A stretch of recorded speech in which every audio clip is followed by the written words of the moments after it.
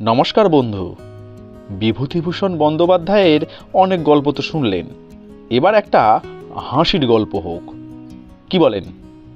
আর হাসির গল্পের যার কথা সানন্দে মনে পড়ে তিনি হলেন শিবরাম চক্রবর্তী।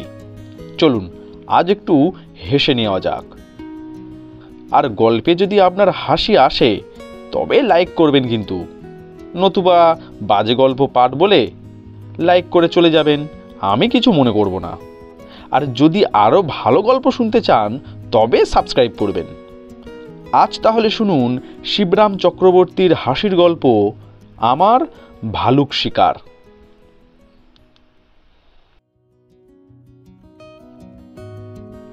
তোমরা আমাকে গল্প লেখক বলেই জানো, কিন্তু আমি যে একজন ভালো শিকারী এ খবর নিশ্চয়ই তোমাদের জানা নেই। আমি নিজেই এ কথা জানতাম না শিকার করার আগের মুহূর্ত পর্যন্ত। আজকাল প্রায় শোনা যায় কোথায় নাকি 10-12 বছরের ছেলেরা 10-12 হাত বাঘ শিকার করে ফেলেছে। আজকের 7ই জুলাইয়ের খবরের কাগজেই তোমরা দেখবে একটা 7 বছরের ছেলে 9 ফিট বাঘ সাবার করে দিয়েছে। বাঘটার উপদ্রবে গ্রাম শুদ্ধ লোক ভীত সন্ত্রস্ত, কিন্তু কি করবে কিছুই ভেবে পাচ্ছিল না। ভাগ্যিস সেখানকার তালুকদারের একটা ছেলে ছিল, এবং আরও সৌভাগ্যের কথা যে বয়স ছিল মোটে বছর 7। তাই গ্রামবাসীদের বাঘের কবল থেকে এত সহজে পরিত্রাণ পাওয়া সম্ভব হলো। তোমরা হয়তো বলবে যে ছেলেটার ওজনের চেয়ে বন্দুকের ওজনই যে ভারী। তা হতে পারে, তবুই একথা আমি অবিশ্বাস করি না, বিশেষ করে যখন খবরের কাগজে ছাপার অক্ষরে নিজের চোখে দেখেছি। আমার ভালুক শিকারের খবরটাও কাগজে দেখেছিলাম, তারপর থেকেই তো ঘটনাটায় আমার দারুণ বিশ্বাস হয়ে গেছে। প্রথমে আমি ধারণা করতেই পারিনি যে আমিই ভাল্লুকটাকে মেরেছি, এবং ভাল্লুকটারও মনে যেন সেই সন্দেহ বরাবরই ছিল, মনে হয় মরার আগে পর্যন্ত। কিন্তু যখন খবরের কাগজে আমার শিকার কাহিনী নিজে পড়লাম, তখন নিজের কৃতিত্ব সম্বন্ধে অমূলক ধারণা আমার দূর হলো। ভালুকটার সন্দেহ বোধ করি শেষ অবধি থেকেই গেছিল, কেননা খবরের কাগজটা চোখে দেখার পর্যন্ত তার সুযোগ হয়নি। কিন্তু না হোক, সে নিজেই দূর হয়ে গেছে। সেই রোমাঞ্চকর ঘটনাটা এইবার তোমাদের বলি। আমার মাস্তুতো বড়দা সুন্দরবনের একটা জমি নিয়ে চাষবাস শুরু করেছেন। সেদিন তার চিঠি পেলাম, এবার গ্রীষ্মটা এধারেই কাটিয়ে যাও না, নতুন জীবনের আস্বাদ পাবে, অভিজ্ঞতাও বেড়ে যাবে অনেক। সঙ্গে করে কিছুই আনতে হবে না, কয়েক জোড়া কাপড় এনো। আমি লিখলাম, যেতে লিখেছ যাব না হয়, কিন্তু কাপড় নিয়ে যেতে হবে কেন বুঝতে পারলাম না। আমার সুটকেসে তো 2খানা বেশি ধরবে না, এবং বাড়তি বোঝা বইতে আমি নারাজ। আর তাছাড়া এই সেদিনই তো তুমি কলকাতা থেকে 12 জোড়া কাপড় নিয়ে গেছো। এত কাপড় সেখানে কি করো? বৌদি নিশ্চয়ই ধুতি পরা ধরেননি, তোমার কাপড়েই আমার চলে যাবে, তুমি তো একলা মানুষ বাপু। দাদা সংক্ষিপ্ত জবাব দিলেন, আর কিছু না, বাঘের জন্যে। আমার বিস্মিত পাল্টা জবাব গেল, সে কি, বাঘে ছাগল গরুই চুরি করে শুনেছি, আজকাল কাপড় চোপড়ও সরাচ্ছে নাকি? কাপড় চোপড়ের ব্যবহার যখন শিখেছে তখন তারা রীতিমতো সভ্য হয়েছে বলতে হবে। দাদা উত্তর দিলেন, চিঠিতে অত বকতে পারি না, আমার এখানে এসে তোমার কাপড়ের অভাব হবে না এ কথা নিশ্চয়ই, কিন্তু যে কাপড় তোমাকে আনতে বলেছি তার দরকার পথেই। চিড়িয়াখানার বাঘই দেখেছো, আসল বাঘ তো কোনোদিন দেখোনি, আসল বাঘের হুঙ্কারও শোনোনি। চিড়িয়াখানার ওগুলো বেড়াল বলতে পারো। সুন্দরবন দিয়ে স্টিমারে আসতে দুপাশের জঙ্গলে বাঘের হুঙ্কার শোনা যায়। শোনা মাত্রই কাপড় বদলানোর প্রয়োজন অনুভব করবে। প্রায় সকলেই সেটা করে থাকেন। যত ঘন ঘন ডাকবে, ডাকটা অবশ্য তাদের খেয়ালের উপর নির্ভর করে, তত ঘন ঘনই কাপড়ের প্রয়োজন। তবে যদি তুমি খাকি প্যান্ট পরে আসো তাহলে দরকার হবে না। অতঃপর 24 জোড়া কাপড় কিনে নিয়ে আমি সুন্দরবন গমন করলাম। আমার মাস্তুতো দাদাও একজন বড় শিকারী, এ তথ্যটা আগে জানতাম না, এবার গিয়ে জানলাম। শুধু হাতেই অনেক দুর্ধর্ষ বাঘকে তিনি পটকে ফেলেছিলেন। বন্দুক নিয়েও শিকারের অভ্যাস তার আছে, কিন্তু সেরকম সুযোগে তিনি বন্দুককে লাঠির মতো ব্যবহার করতেই ভালোবাসেন। তার মতে কেঁদো বাঘকে কাঁদাতে হলে বন্দুকের গুঁতোই প্রশস্ত, গুলি করা কোনো কাজের কথাই নয়। কিছুদিন আগে এক বাঘের সঙ্গে তার বড় হাতাহাতি হয়ে গেছিল, তার নিজেরই মুখেই আমার শোনা।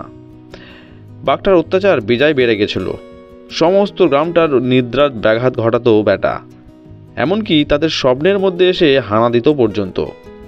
দাদার নিজের ভাষাতেই বলি। তারপর তো ভাই বেড়েছিল বন্দুক নিয়ে, কি করি, সমস্ত গ্রামের অনুরোধ, ঠেলা তো যায় না, একাই গেলাম। সঙ্গে লোকজন নিয়ে শিকারে যাওয়া আমি পছন্দ করি না। একবার অনেক লোক সঙ্গে নিয়ে গিয়ে যা বিপদে পড়েছিলাম কি বলবো। বাঘ করলো তাদের তাড়া, তারা এসে পড়লো আমার ঘাড়ে। মানুষের তাড়ায় প্রাণে মারা যায় আর কি। গেলাম, কিছু দূর যেতেই দেখি সামনে বাঘ। বন্দুক ছুঁড়তে গিয়ে জানলাম টোটা আনা হয়নি, আর সে বন্দুকটা এমন ভারী যে তাকে লাঠির মতো খেলানো যায় না। কি করি, বন্দুক ফেলে দিয়ে শুধু হাতেই বাঘের ওপর আমার ভালুক শিকার।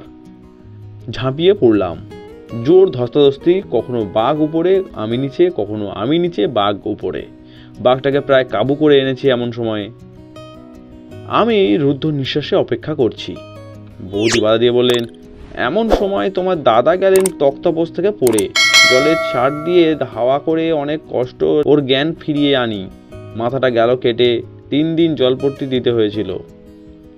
এরপর দাদা 12 দিন আর বৌদির সঙ্গে বাক্যালাপ করলেন না, এবং মাছের মুড়ো সব আমার পাতেই পড়তে লাগলো। দাদা একদিন চুপি চুপি আমায় বললেন, তোমার বৌদির কীর্তি জানো না তো? খুকিকে নিয়ে পাশের জঙ্গলে জাম কুড়োতে গিয়ে পড়েছিলেন এক ভল্লুকের পাল্লায়। খুকি তো পালিয়ে এলো। উনি ভয়ে জবুতবু হয়ে একটা উইয়ের টিপির উপর বসে পড়ে এমন চেঁচামেচি আর কান্নাকাটি শুরু করে দিলেন যে ভাল্লুকটা ওর ব্যবহারে লজ্জিত হয়ে ফিরে গেল। আমি বললাম, ওর ভাষা না বুঝতে পেরে হতভম্ব হয়ে গেছিল, এমনও তো হতে পারে। দাদা বিরক্তি প্রকাশ করলেন, হ্যাঁ, ভারী তো ভাষা, প্রত্যেক চিঠিতে 200 করে বানান ভুল। বৌদির পক্ষ সমর্থন করতে আমাকে অন্তত মাছের মুড়োর কৃতজ্ঞতা সূত্রেও বলতে হলো, ভাল্লুকরা শুনেছি সাইলেন্ট ওয়ার্কার, ত্রিতা টক্রিতা ওরা বড় পছন্দ করে না, কাজেই বৌদি ভাল্লুক তারাবার ব্রহ্মাস্ত্রই প্রয়োগ করেছিলেন, বুঝলে দাদা? দাদা কোনো জবাব দিলেন না, আপন মনে গজরাতে লাগলেন। বৌদির তরফে আমার ওকালতি শুনে তিনি মুষ্টে পড়লেন। কি খেপে গেলেন ঠিক বুঝতে পারলাম না, কিন্তু সেদিন বিকেলেই তার মনোভাব টের পাওয়া গেল। দাদা আমাকে হুকুম করলেন পাশের জঙ্গল থেকে 1 ঝুড়ি জাম কুড়িয়ে আনতে, সেই জঙ্গল যেখানে বৌদির সঙ্গে ভাল্লুকের প্রথম দর্শন হয়েছিল। দাদার গড় হজম হয়েছিল, তাই জাম খাওয়া দরকার, কিন্তু আমি দাদার ডিপ্লোম্যাসি বুঝতে পারলাম। আমাকে ভাল্লুকের হাতে ছেড়ে দিয়ে আমাকে শুদ্ধ বিনা আয়েসে হজম করবার মতলব। বুঝলাম বৌদির পক্ষে যাওয়া আমার ভালো হয়নি। আমতা আমতা করছি দেখে দাদা বললেন, আমার বন্দুকটা না হয় নিয়ে যা, কিন্তু দেখিস ভুলে ফেলে আসিস না যেন। ও কি কুটচক্রী আমার মাস্তুত বড়দা! ভাল্লুকের সম্মুখে দাঁড়িয়ে বক্তৃতা করা বরং আমার পক্ষে সম্ভব হতে পারে, কিন্তু বন্দুক ছোঁড়া, একলা থাকলে হয়তো দৌড়ে পালিয়ে আসতে পারবো, কিন্তু ওই ভারী বন্দুকের হ্যান্ডিক্যাপ নিয়ে দৌড়তে হলে সে এসে ভাল্লুকই যে প্রথম হবে, এ বিষয়ে আমার যেমন সন্দেহ ছিল না, দেখলাম দাদাও তেমনই স্থির নিশ্চয়। দাদা জামের ঝুড়ি আর বন্দুকটা আমার হাতে এগিয়ে দিয়ে বললেন, চট করে যা, দেরি করিসনি, তোর ভয় কাটছে নাকি? অগত্যা আমি বেরোতে হলো। বেশ দেখতে পেলুম আমার মাস্তুতো বড়দা আড়ালে একটু মুচকি হেসে নিলেন। মাছের মুড়োর বিরহ তার আর সহ্য হচ্ছিল না। না, এই বিদেশে বিভুঁয়ে মাস্তুতো ভাইয়ের নিমন্ত্রণ রক্ষা করতে এসে ভালো করিনি। খতিয়ে দেখলাম ওই 24 জোড়া কাপড়ই বর্দার নেট লাভ। বেরিয়ে পড়লাম, এক হাতে ঝুড়ি আর এক হাতে বন্দুক। নিশ্চয়ই আমাকে খুব বীরের মতো দেখাচ্ছিল, যদিও একটু বিশ্রী রকমের ভারী, তবু বন্দুকে আমায় বেশ মানায়। ক্রমশ মনে সাহস এলো, আসুক না বেটা ভাল্লুক, তাকে দেখিয়ে দিচ্ছি, এবং বর্দাকেও। মাস্তুতো ভাই কেবল চড়ে চড়ে হয় না, শিকারিতে শিকারিতেও হতে পারে। উনিই একজন বড় শিকারী, আর আমি বুঝি কিছু না।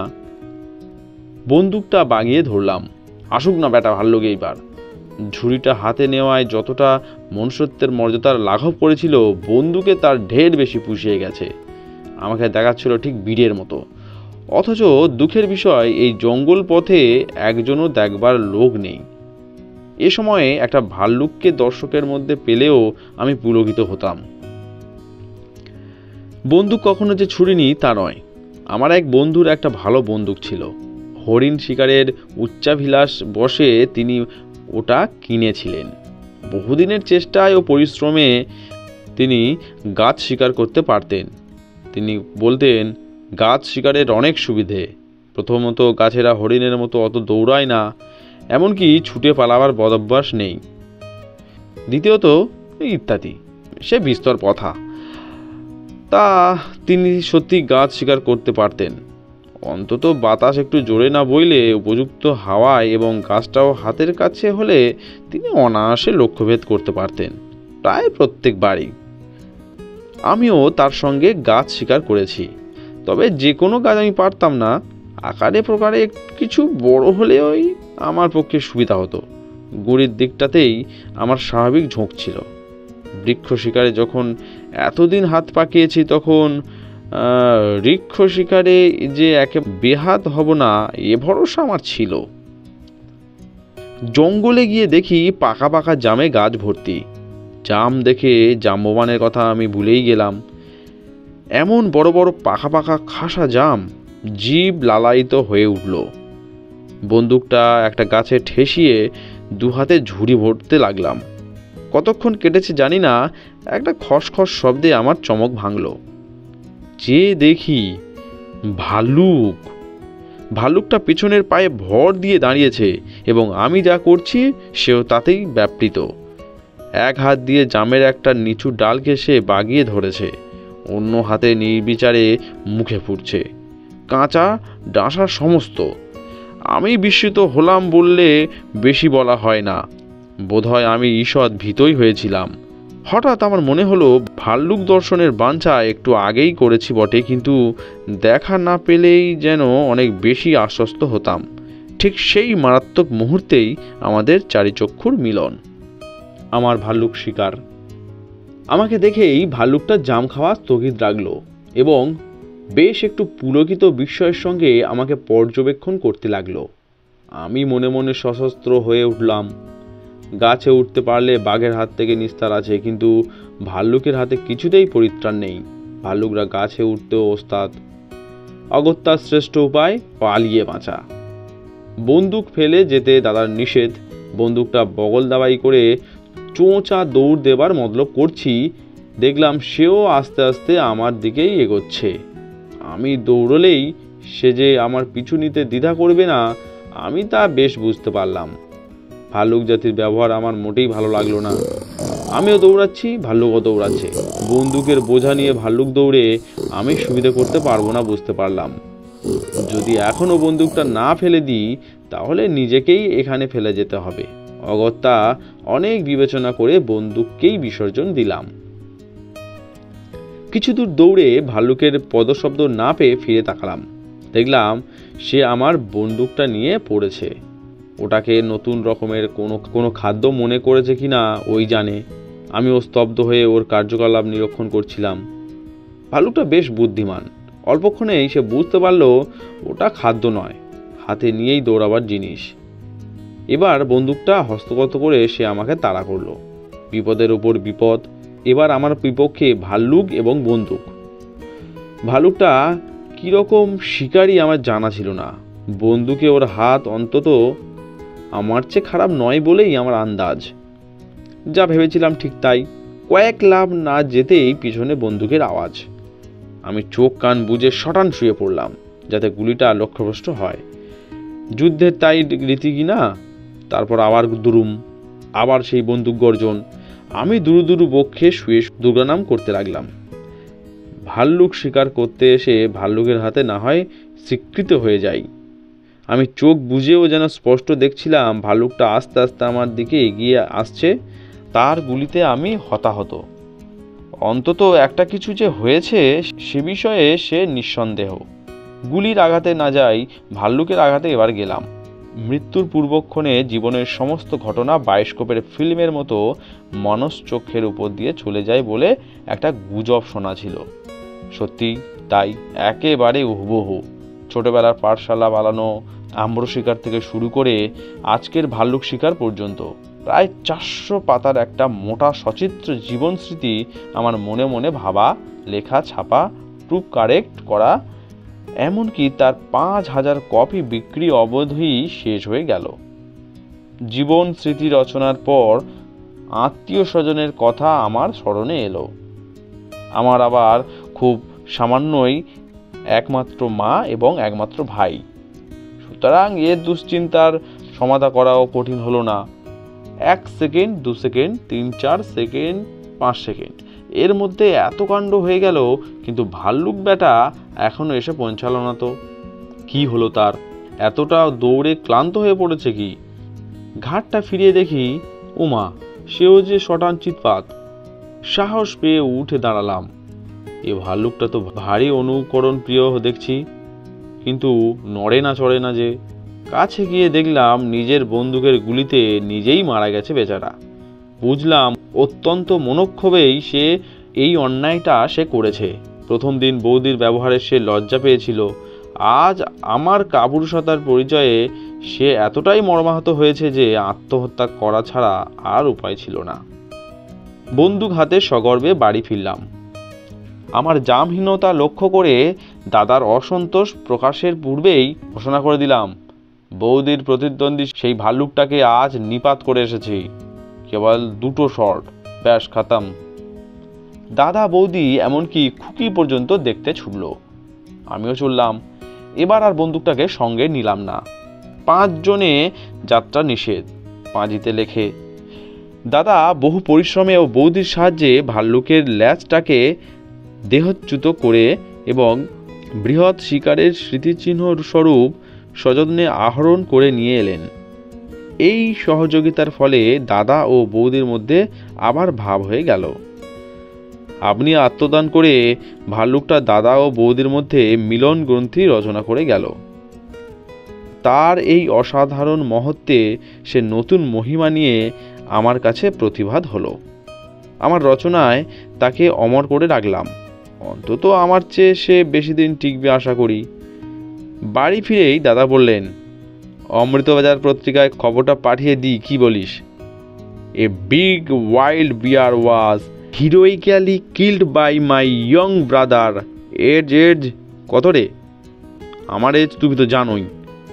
আমি উত্তর দিলাম, কমিয়ে লিখতে হবে কি না, নইলে বাহাদুরি কিসের? 10-12 বছর কমিয়ে দিই, কি বলিস? কিন্তু 10-12 বছর কমিয়েও আমার বয়স যখন 10-12 বছরের কাছাকাছি আনা গেল না, সাথে দাঁড় করানো তো দুঃসাধ্য ব্যাপার। তখন বাধ্য হয়ে ইয়ং এই বিশ্লেষণের উপর নির্ভর করে আমার বয়সটাকে লোকের অনুমানের উপর ছেড়ে দেওয়া গেল। সেদিন আমার পাতে দুটো মুড়ো পড়ল। খুকি মাকে বলে রেখেছে তার কাকামণিকে দিতে। আমি আপত্তি করলাম না। ভাল্লুকের আত্মবিসর্জনে যখন করিনি, খুকির মুড়ো বিসর্জনেই বা করব কেন?